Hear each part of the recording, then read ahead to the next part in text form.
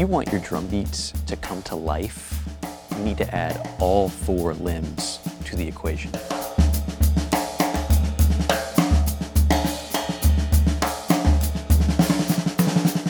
The hi-hat can add so many layers of feeling and texture that might be missing from your playing.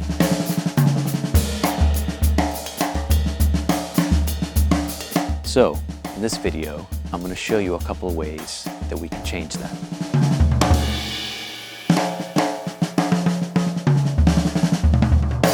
What's up, y'all? John Hill back again for another drum video. In this video, I want to talk about the hi-hat, specifically the hi-hat foot. I want to talk about how we can add our hi-hat foot to our drum beats to really add that extra layer that can push your grooves to the next level. One of the great jazz drummers, Mel Lewis, said that time is in the feet. And this always really resonated with me because I noticed while playing that when my feet were moving, especially my left foot during a groove, the time just started feeling way better. And the time was way more consistent. If you just think about it, which parts of our bodies are always moving in rhythm, in time? Our feet, our legs. When we're walking, we walk in time. If our legs aren't walking together in balance in solid time, it's really noticeable. That same feeling applies to the drums. So in this video, I'm going to show you a couple of ways that you can start getting your hi-hat foot involved in your drum beats. I'll also show you a couple of techniques that I like to use to add some cool sounds and textures to my drum beats. Then I'll play a little bit for you using these different techniques and sounds, and hopefully you can start using these in your playing. Check it out. Okay, so the first thing we're gonna do is set up a solid groove.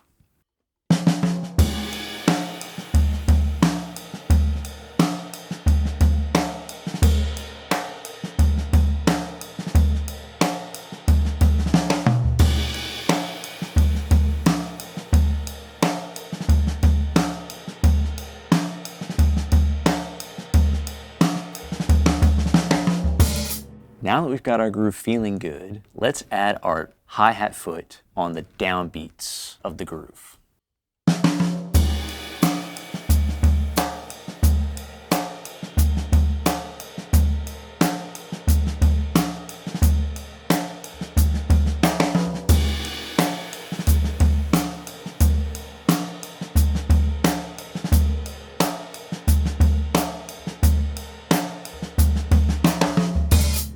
All right, now let's play our hi-hat foot on the upbeats of the groove and see how that changes the feel.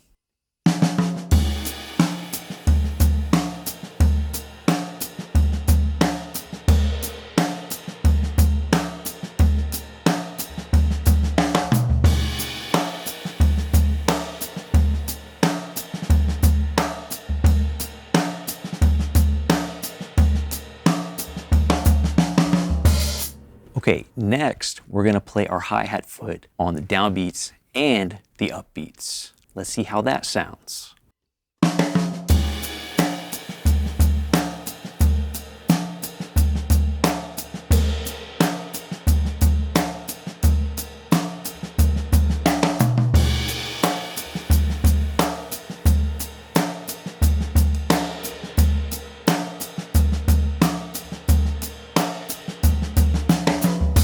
Now, could you hear how all 3 of those drum beats had their own distinct feeling? But my right hand, left hand, and right foot were all playing the exact same thing. The only difference is what my left foot, my hi-hat foot, was adding to the groove. So what I'm gonna do next is I'm going to mix up how I use my hi-hat foot in my grooves and start using it as its own melodic voice. And this is really noticeable once you start adding auxiliary percussion to your hi-hat to change the sound and texture. So I'm gonna add this little tambourine. Check it out.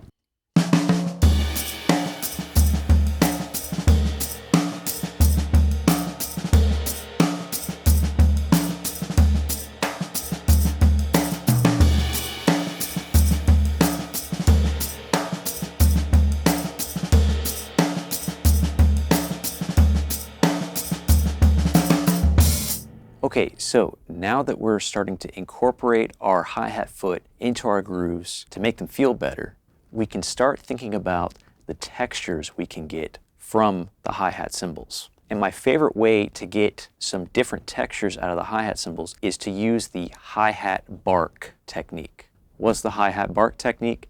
Check this out. Usually we press down on the pedal with our foot to get a nice chick sound, okay? That looks like this.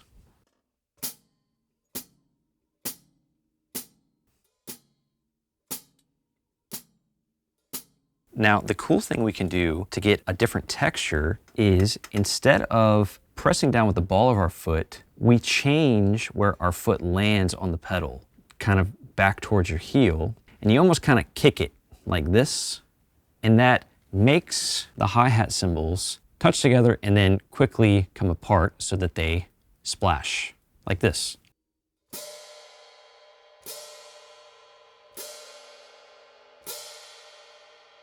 Now we can use that to our advantage by switching between the closed tight sound and the open splashing sound. That looks like this.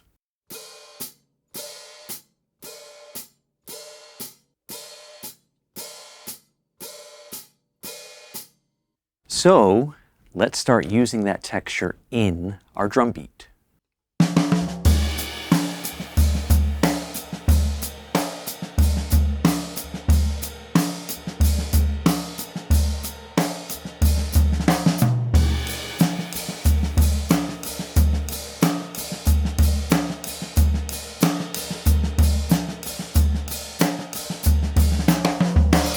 All right, so once we're able to incorporate our hi-hat foot into our grooves to make them feel better, start adding some new textures like that hi-hat bark, then we can start incorporating our hi-hat foot into our soloing. That could mean keeping time in our hi-hat foot while we're improvising in the rest of our limbs, or using our hi-hat foot in the same way we would use our hands or our bass drum foot as just another voice of the drum set. So I'm gonna play a little bit for you guys using that hi-hat foot in some cool ways.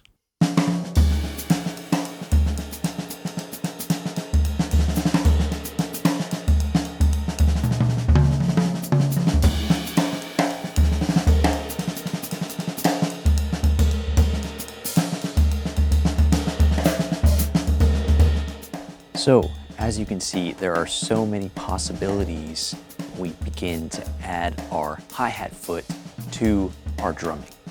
Hopefully you got something from this video that you can start incorporating into your own practice routine. Leave a like, subscribe, leave a comment, let me know what you want to see next. If you got something out of this video, feel free to check out some of my other videos that you can see right here. Thanks so much for watching. Bye.